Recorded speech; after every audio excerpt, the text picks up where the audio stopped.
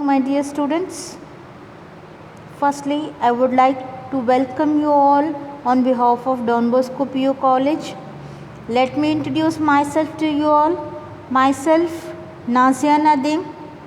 I teach computer science for first PUC and second PUC.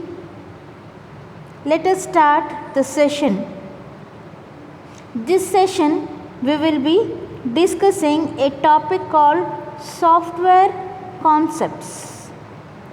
So, first session we will be beginning with a concept called software concepts. So, software, the word software, you might have heard this word many a times. As being a computer science student, it is required to know what the software is. What does it mean? So let us start and let me introduce you to this particular chapter in terms of the weightage. Weightage of this chapter is 5 marks. What exactly do we mean by weightage? The weightage of this chapter is 5 marks, which means you will have to study this chapter for 5 marks. In the annual exam, you will be getting questions from this chapter for 5 marks. In the annual first PUC exam, you will be getting one 2-mark question and one 3-mark question. So, total weightage is 5 marks. So, you will have to study for 5 marks this particular chapter. Let us get started with this chapter, and before that, let me just tell you about the highlights of this chapter. So, this particular chapter, the discussion will be held on software, types of softwares, operating system, and the functions of operating system. Let us get started with this chapter and let us see. Let me introduce you to the basic concepts of this chapter. A computer system basically consists of 3 things. One is hardware, then software, and user. A computer system basically includes software, hardware, and users. Let us discuss each one of the topic in detail. Let us start with hardware. What is hardware? When you imagine a computer, the first thing comes in your mind is monitor, CPU, keyboard, mouse. The physical components which are connected together to make up a computer system is called hardware. For example, keyboard, mouse, CPU, monitor, printer, all these belongs to computer hardware. Just check out the screen and you can see so many hardwares. So you can see mouse, monitor, keyboard, speakers, power supply, ROM drives, motherboard, hard disk, all these are hardware, computer hardware. Hardware basically is the devices which you see, which you can see, which you can use, which you can touch. They are called hardware. So, the physical components of a computer system is called hardware. So, let us check out what the software is. So, you might have heard this word software many a times. Let us say what is a software. Software is computer programs. The programs which are stored in computer's memory, that is called software. There are some softwares which are permanently stored at the time of manufacturing, and such softwares are called firmwares, and they are stored in read-only memory chip. So, what is software? Software is the programs which are stored in computer's memory. So what does the software do? Software helps us to do various tasks. So the job of software is to perform various tasks. So there are some programs or softwares which are permanently stored. They are permanently stored in the chip, ROM chip, that is read-only memory chip. When do these store the data? The data is stored permanently at the time of manufacturing, and that data is called firmware. That programs are called firmware. Software is the programs which are stored in computer's memory. Software helps us to do various tasks. Some softwares are stored in memory at the time ROM chip at the time of manufacturing, and such softwares are called firmwares. Let us check out the differences between the hardware and the software. You can see one part of the screen shows the various devices: monitor, printer, keyboard, mouse, discs. The other part of the screen you can see softwares, which shows the Google search, Google Chrome, then Word, Excel, Adobe, many others. So these are a category of softwares. Softwares are the programs stored in computer's memory. Hardware are the devices which make up a computer system. So let us check out the different types of softwares. There are three types of softwares: application software, system software, and utilities. So softwares are broadly classified into application software, system software, and utilities. First, let us check out what the application software is. Application software. These are the programs used by the users. Users are we the people. So, why do we use these softwares?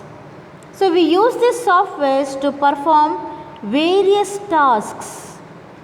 Depending upon our requirement, we use various softwares. Suppose if I have a photo studio, I might use a set of programs which are related to photo editing or video editing work. Similarly, I have a DTP center where I will be doing various typing job. To do typing job, I might be using word processors. So, application softwares are the programs which are used by the users, and depending upon users' requirement, there are many softwares available in computer market. They can make use of those softwares, and they are called application softwares. So according to the user's requirement, users can utilize some readily available softwares in the computer market, and they are called as application softwares.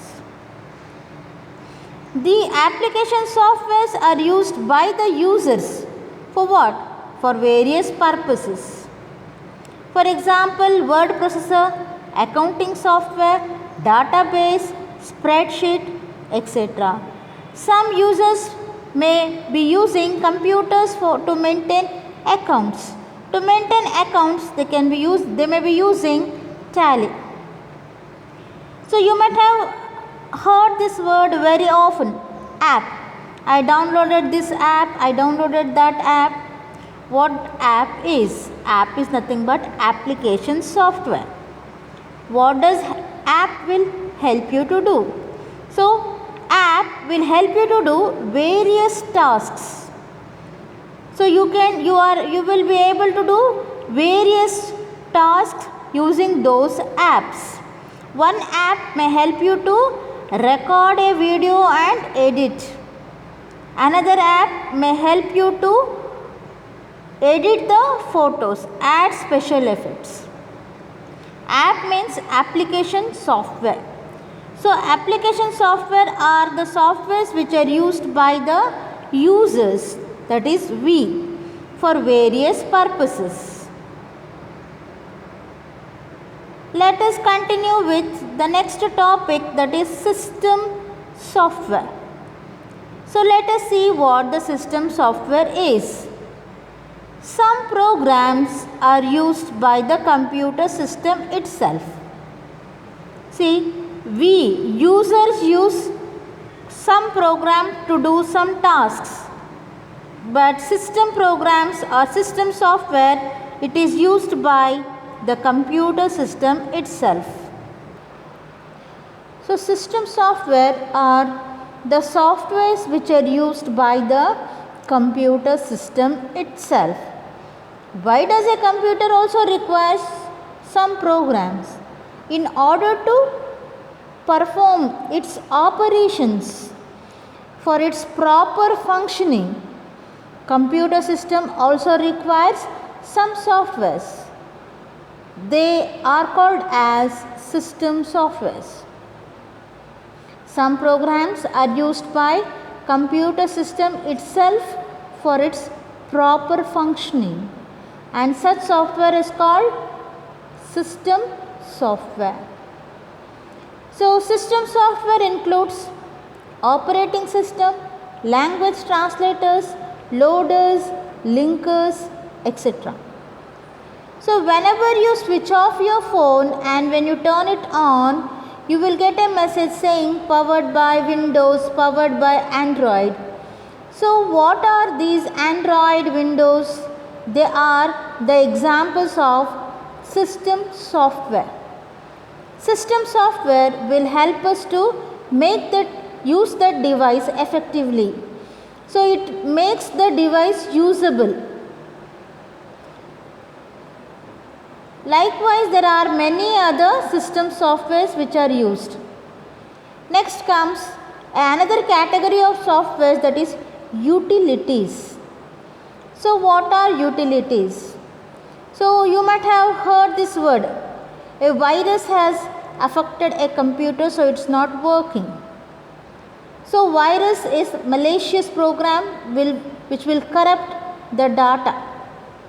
So to avoid this, we can install antivirus, so which will not allow the virus to enter, or we can protect our computer by installing antivirus. So utilities also include antivirus softwares.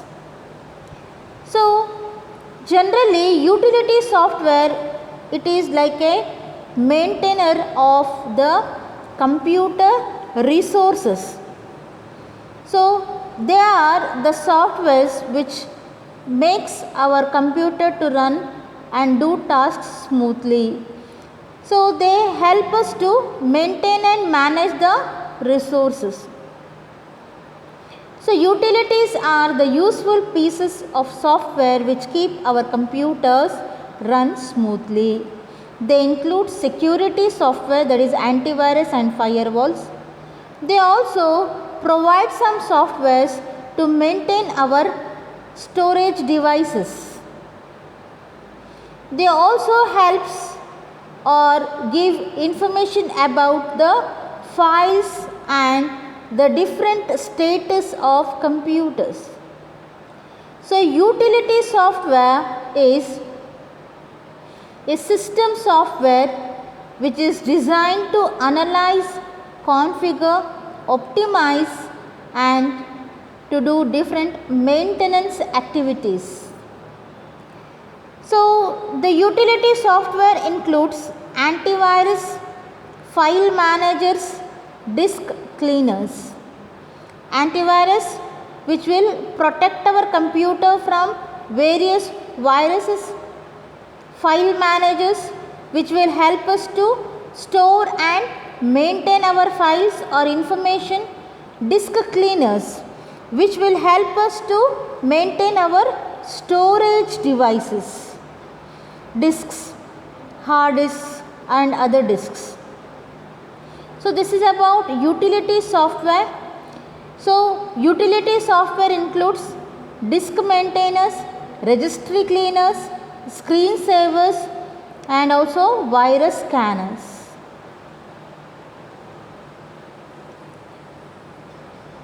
Let us have a detailed discussion as to what and how a computer software is categorized. Computer software is categorized into three: system software, application software and utilities. As I told you earlier, system software is used by the computer system itself, which includes languages, operating system, language translators. Then we have application softwares. Application softwares are used by the user, that is we. We use various softwares for performing various tasks. So that include word processing, database, browsers, etc. Then comes the last category, that is utilities, which helps us to maintain computer, which makes a computer to work smoothly. So it includes editors, file managers, antivirus and etc. So this is about computer softwares. So let us discuss what the operating system is. So operating system is a system software. So operating system is a set of programs which provides an interface between the user and the computer, which helps a user to communicate with the computer. Operating system, it acts as a manager of the resources, that is, it manages memory, input output devices, processor and information, that is files. So operating system, so we have hardware, which are the physical components. User uses a computer through applications and applications communicate through operating system to use hardware. So you can see hardware communicated with operating system again communicate with the applications, and through applications users can access. So this is how the operating system is helpful. So as I told you, there are many examples available in the computer market: Windows, Chrome, Android, Mac OS, Ubuntu, Linux, iOS are the various examples of operating systems available. Ubuntu, Windows, Linux, Mac, iOS, Chrome, Android, Tizen, these are the different operating systems available.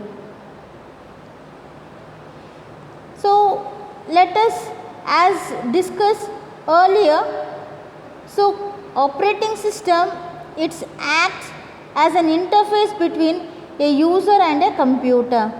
The first job of a operating system is it helps user to communicate with the computer. It provides an interface using which we can communicate with the computer. We can use the computer, as many of the phones uses Android. So Android will help a mobile user to use the mobile and various resources available. So let us see in the example the operating system. There are so many tasks which are done by the operating system. It helps for the communication, it helps for the it maintains or computer security, it provides computer security, fault management, if there are any errors, so it will be maintained. Then process management, device management, memory management, data management. So these are the various functions or jobs done by the operating system. The other screen you can, the other part of the screen you can see hardware, it maintains hardware, CPU, it maintains CPU, memory, device drivers, IO management and application management. So all these are maintained and managed by a set of programs stored in computer's memory, which is called operating system. Operating system is also called as manager of system resources. It helps us for the communication and also it manages the computer resources. Let us check out the different functions of the operating system. The different functions of operating system is memory management, processor management, device management and information management. Let us discuss each one of them in detail. First, let us see what memory management is. So the memory management is one of the major concern of operating system. So the operating system takes care of allocating. Allocating means reserving memory for the active programs, and when the program is, if there is any running program, operating system makes sure that it will make the memory available to that running program.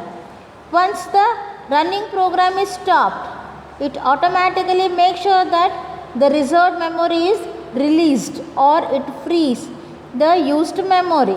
Like this, operating system, it manages the memory. Next is processor management. As in a computer there will be many programs running, and also in a phone also we will be running many applications. Operating system makes sure that the processor time is given to all the programs. The processor time is divided among all the running programs. So similarly, there is another function which is done by operating system, that is device management. It manages different input and output devices connected to it. Then the next job is information management. So operating system is responsible for managing files stored in our computer system. It also takes the responsibility of loading and unloading files from memories. So these are the jobs or the different functions of operating system. Let us have a look and study which are the various tasks done by the operating system. Handles input and output. As you can see, there is one laptop and that laptop is loaded with one operating system. Generally that symbol represents Windows operating system. Let us see what all tasks that is done by this operating system. Handles input and output. It recognizes whenever you connect any device, whenever you connect your pen drive or whenever you connect your mobile, it automatically detects and it installs and it will make or help you to use the device. The next is it manages files and folders. It shares memory. It handles errors. It manages the security system. It also allows the communication with hardware. So it will help us to access the data from hard disk.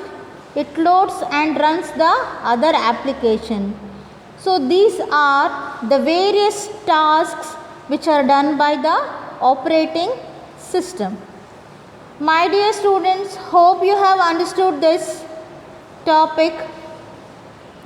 Kindly go through the video there will be one questionnaire or test conducted based on this topic, that is for 10 marks.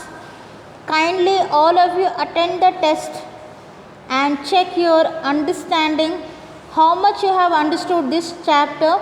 You can just, it is a multiple choice test for 10 marks. Kindly attend the test and know how much you have understood. All the best, students. God bless you. Have a great day ahead.